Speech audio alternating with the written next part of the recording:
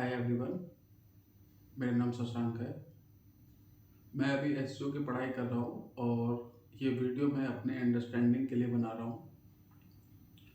तो अभी क्लास चल रही थी। सॉरी। होना चाहिए, ये है काला टीका। चलिए, ठीक है। अभी हमारी क्लास चल रही है एसईओ की, तो वहाँ पर कुछ इंपॉर्टेंट टॉपिक्स हैं और सबका बेस यही है कि आपको कीवर्ड्स का रिसर्च अच्छे से करना चाहिए। वहाँ पर काफ़ी सारे फोकस किया गया क्लास में समझाने के लिए कि क्या होते हैं सीड कीवर्ड्स, क्या होते हैं प्राइमरी कीवर्ड्स, क्या होते हैं सेकेंडरी कीवर्ड्स, उनके सर्च वॉल्यूम, उनके कंपटीशन, उनका इंटेंट, पेज का इंटेंट कैसा होना चाहिए, पेज का इंटेंट क्या है, ट्रांजैक्शनल है, नेविगेशनल है, इंफॉर्मेशन से रिलेटेड कीवर्ड है या उसका इंटेंट क्या है। तो हम कीवर्ड की इम्पोर्टेंस तो समझ रहे हैं, पर सबसे पहले हमको मेरे ख्याल से ये मुझको लगा कि अगर हम गूगल सर्च इंजन की वर्किंग को समझ जाएंगे तो हमको उसकी इम्पोर्टेंस को समझने के लिए हमको ज़्यादा माथापच्ची नहीं करनी पड़ेगी अपने आप को कि उसकी इम्पोर्टेंस क्या है। क्योंकि जब हम पढ़ते हैं और हमको जब समझ में नहीं आता है कि तो हमको लगता है कि क्या हम चैट जीपीटी करके कीवर्ड्स निकाल सकते हैं कि नहीं निकाल सकते हैं, या मतलब दूसरे तरीके से उसके उस पर मेहनत ना करके हम कोई इजी तरीका ढूंढ के क्या हम प्राइमरी कीवर्ड, सेकेंडरी कीवर्ड या सीड कीवर्ड्स निकाल सकते हैं। तो मुझको लगा कि अगर हम गूगल सर्च इंजन की वर्किंग को समझ जाएंगे तो हम शायद ये क्वेश्चन ना करें। तो सबसे पहले हम लोग समझने की कोशिश करते हैं कि गूगल सर्च इंजन कैसे वर्क करता है। उसके बाद हम उसको रिलेट करने की कोशिश करेंगे प्राइमरी वर्ड कीवर्ड्स और सीड कीवर्ड्स से और आपके पेज से, जिससे कि हम दोनों में इंपॉर्टेंस समझ जाएंगे। मैं दूसरी बार एक ही चीज़ कह रहा हूँ, पर ठीक है। तो सबसे पहले हम लोग समझते हैं गूगल सर्च इंजन वर्क कैसे करता है।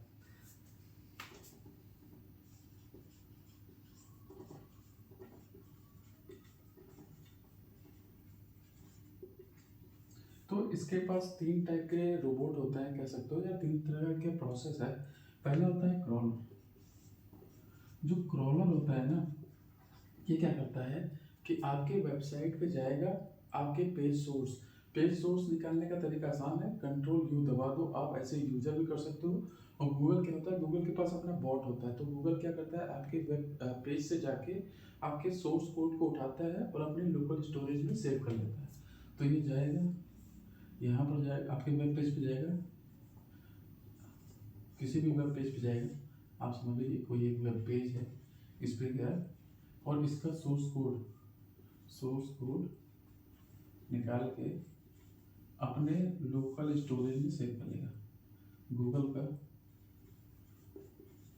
लोकल स्टोरेज होता है, उसमें सेव कर लेगा। केवल इसका एक ही काम है कि हर एक वेब पेज पे जाएगा, किसी भी मल्टीपल वेबसाइट पे जाएगा, उसके वेबसाइट के वेब पेज से या उसके पूरे वेबसाइट का सोर्स कोड क्या होता है, पूरे वेबसाइट के लिए होता है।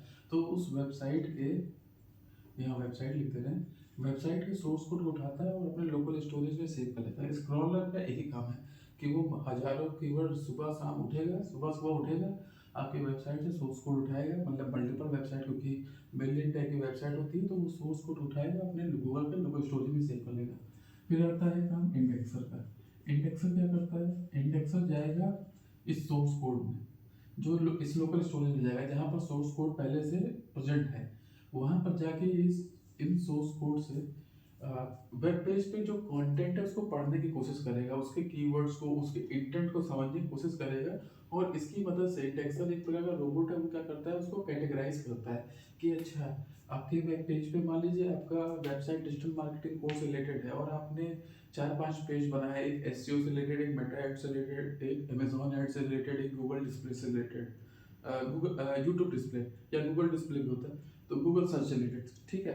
आपने 3-4-5 वेब पे आप सर्विसेज प्रोवाइड करते हो या पेज बनाया आपने, तो क्या करेगा, इंडेक्सर आपके सोर्स कोड को पढ़ेगा, उसको समझेगा, वहाँ के इंटेंट को समझ के कैटेगराइज करेगा। तो ये क्या करता है, आपके पेज को कैटेगराइज करता है, कैटेगरी में डिवाइड करता है और वहाँ पर जाके पेज, उस कैटेगरी में जाके आपके पेज को लिस्ट कर देता है। मान लो उसने कैटेगरी बनाया है एसईओ की, तो एसईओ की पेज को, एसईओ से रिलेटेड जो आपका कंटेंट है वो उस कैटेगरी में आके स्टोर कर देगा।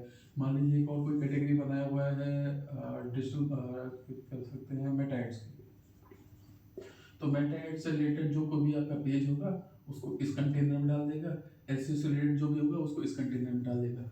अब इसके पास ऑर्गेनाइज हो गया डेटा। अगर इंडेक्सर नहीं होता तो दिक्कत क्या होता है, जब कभी भी गूगल को कोई जानकारी चाहिए कि भाई हमको एसईओ से रिलेटेड जानकारी यूजर मांग रहा है, तो क्या करेगा? अगर ये चीज़ ना हो कि जो कैटेगरी करने वाला बंदा है उसको हम फायर कर दें, उसको हम काम से निकाल दें, तो क्या होगा? गूगल को जाना पड़ेगा लोकल स्टोरेज पे, वहाँ से कंटेंट को खंगालना पड़ेगा, तो इसमें तो बड़ा टाइम निकल जाएगा।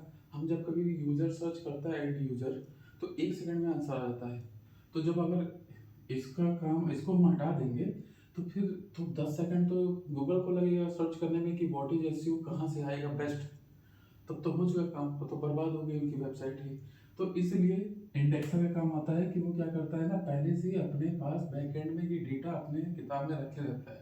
जैसे कि जब कभी पूछता है कोई यूजर व्हाट इज एसईओ, तो जो बेस्ट इंफॉर्मेशन होता है उसको आपके एसईआरपी या सर्च इंजन रिजल्ट पेज पे डाल देता है।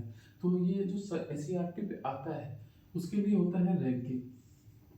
रैंकिंग एक प्रकार की एल्गोरिथम है जो कि गूगल यूज करता है आपके इंटेंट को समझ के। अब क्या है कि और आपके keyword, primary keyword, secondary keyword, या यूजर जो कहना चाह रहा है, यूजर जो जानना चाह रहा है वो आपके पेज में सबसे बेस्ट है कि नहीं है। उसके मल्टीपल चीज़ होते हैं, जैसे कि उसमें हेडलाइन भी होता है, ऑन पेज एसईओ भी होता है, मल्टीपल फैक्टर होते हैं। पर अभी ऊपरी ऊपरी में समझाने की कोशिश कर रहा हूँ कि अगर कोशिश करिए कि समझने की कोशिश करिए कि एसईओ का एक कंटेनर है जिसमें कि 100 टाइप की वेबसाइट है और मेटा एड्स की मान लो 500, मतलब एन नंबर होता है। अभी तो वैसे ही रैंडम नंबर डाल देना है। अब किसी यूजर ने सर्च किया कि व्हाट इज एसईओ, किसी ने सर्च किया कि व्हाट इज एसईओ, हमको एसईओ के बारे में बताओ। तो एसईओ से रिलेटेड ये इसको देख के क्या लग रहा है कि ये जानना चाह रहा है, इसका इंटेंट है इंफॉर्मेशन ग्रैब करना, कि इसको जानना है कि ये एसईओ का मतलब होता क्या है। तो गूगल क्या करेगा कि उस वाले कंटेनर में जाएगा जिसका इंटेंट इससे मैच करता है। उसने देखा अच्छा ये जो कंटेनर है ना, ये एसईओ के बारे में जानकारी दे रहा है। अब इस कंटेनर में मल्टीपल लोगों के वेब पेजेस पड़े होंगे, क्योंकि ये कंटेनर में इंडेक्सर की मदद से उसने कैटेगराइज कर दिया कि एसईओ से रिलेटेड जानकारी इस बक्से में है, मेटा एड से रिलेटेड जानकारी इस बक्से में है। अब क्या करता है कि वो एसईओ से जो बेस्ट होंगे वेबसाइट उसको, यूजर की ये सर्च क्वेरी है, ये उसके, ये यूजर ने सर्च किया, ये गूगल है समझ लीजिए, और यूजर ने ये सर्च किया, तो जो एसईआरपी होता है कि पहले रैंक पे कौन आएगा, सेकंड रैंक पे कौन आएगा, किसकी थर्ड वेबसाइट होगी, किसकी फोर्थ वेबसाइट होगी, इस प्रकार से यूजर के सर्च के हिसाब से रैंकिंग एल्गोरिथम, गूगल का एक रैंकिंग एल्गोरिथम एक कॉम्प्लेक्स फॉर्मूला होता है जो ये कोशिश करता है कि इस कंटेनर में से जिसमें हजारों वेब पेज है उनमें से कौन से वेब पेज यहाँ पर आएंगे जिसको यूजर को परोसा जाए, जिससे कि यूजर का इंटेंट मैच हो जाए। तो जब हम लोग लिख रहे थे, पढ़ रहे थे कि प्राइमरी कीवर्ड इंपॉर्टेंट है, सेकेंडरी कीवर्ड इंपॉर्टेंट है, सीड कीवर्ड इंपॉर्टेंट है, या उसका सर्च वॉल्यूम इंपॉर्टेंट है, उसके साथ साथ हम ये जानने की कोशिश कर रहे थे कि ये पेज जो है ये इंटेंट हमको समझने की कोशिश करना पड़ेगा कि हम किस लिए लिख रहे हैं। अब मान लीजिए यहाँ पर व्हाट इज एसईओ है, अब यहाँ पर एक और एसईओ से रिलेटेड कंटेनर है जो एसईओ कोर्स बेच रहा है, समझ रहे हैं? यहाँ पर परचेज वाला काम है, ये परचेज से रिलेटेड है। तो अब ऐसा तो नहीं होगा ना कि हमने डाला है as a user what is SEO और हमको क्या नाम है गूगल ये वाले कंटेनर से, इस वाले डब्बा से निकाल के आंसर दे दे कि भाई एसईओ इसको ना समझो, सीधे एसईओ खरीदो और खरीद के समझो, मतलब वो कोर्स बाय कर लो, वो तो पढ़ाएंगे ही, उससे समझो। तो ऐसा नहीं करता है भाई, वो जबरदस्ती नहीं करता है। वो समझता है कि यहाँ पर यूजर का इंटेंट क्या है, यहाँ का यूजर का इंटेंट है इंफॉर्मेशन, तो वो इंफॉर्मेशन वाले बक्से से उठाएगा, ना कि ट्रांजैक्शनल या कॉमर्शियल वाले बक्से से उठाएगा। तो अगर हमको ये समझ में आ जाए कि यूजर की सर्च क्वेरी के हिसाब से रैंकिंग एल्गोरिथम वर्क करती है, रैंकिंग एल्गोरिथम किससे वर्क करती है, इंडेक्सर का वर्क करती है। इंडेक्सर का काम क्या होता है, आपके सोर्स कोड से जो कंटेंट उठाया है उससे आपके पेजेस को कैटेगराइज करना कि ये किस इंटेंट से रिलेटेड इन्होंने पेज लिखा है, या इसमें क्या कीवर्ड है, इसमें प्राइमरी कीवर्ड क्या है, सेकेंडरी कीवर्ड क्या है, यूजर के लिए इंपॉर्टेंट है कि नहीं है ये पेज। उस हिसाब से वो अलग अलग डब्बा बनाता है, डब्बा या कैटेगराइज पर डब्बा मान लीजिए, और उसमें आपके वेब पेजेस डाल देता है। अब आपका काम होता है कि आप अपने वेब पेज को इतना अच्छे से ऑप्टिमाइज करें कि जब कभी भी यूजर सर्च करे व्हाट इज एसईओ या उसको, तो आपका पेज इस बक्से से आपका पेज दिखना चाहिए सबसे ज़्यादा। यूज गूगल आपके पेज को उठाए, उसको लगे कि अच्छा नहीं, शशांक ने ये जो पेज लिखा है ना, वो यूजर के इस क्वेरी को सबसे ज़्यादा मैच कर रहा है, तो हमको शशांक वाला पेज यहाँ पर दिखाना चाहिए। या अगर यहाँ पर ये यूजर सर्च कर रहा है कि उसको बाई एसईओ कोर्स, तो एसईओ कोर्स बाई करने वाला तो बक्सा ये है।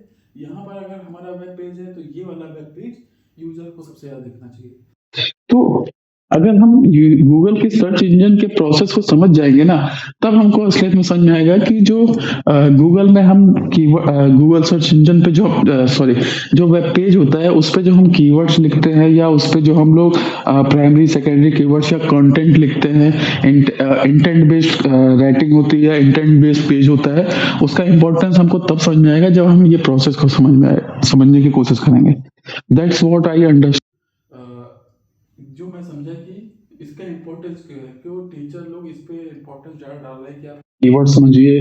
अब कीवर्ड समझिए क्या होता है, सीड कीवर्ड क्या होता है ये समझिए, और Google planner, Google keyword planner, एचरेफ है, और आंसर द पब्लिक है, उसमें भी डिफरेंट टाइप के कीवर्ड्स मिल जाते हैं या क्वेश्चन मिल जाते हैं। और Google keyword planner, Semrush, different type की वेबसाइट है, डिफरेंट टाइप के टूल्स है। तो आखिर टीचर इस पर फोकस क्यों कर रहा है, तो इसको समझने के लिए मैंने ये समझा था, और मुझको समझ में आ गया कि अगर सर्च पेज पे हमको दिखना है तो ये बहुत इंपॉर्टेंट है, क्योंकि ये और ये आपस में इंटरलिंक्ड है। Thank you. तो ये मैं समझा हूँ, और थैंक यू, इसीलिए मैं ये वीडियो बना रहा हूँ कि मेरी जो अंडरस्टैंडिंग है बस वो कहीं रिकॉर्ड रहे इसके लिए। तो ठीक है।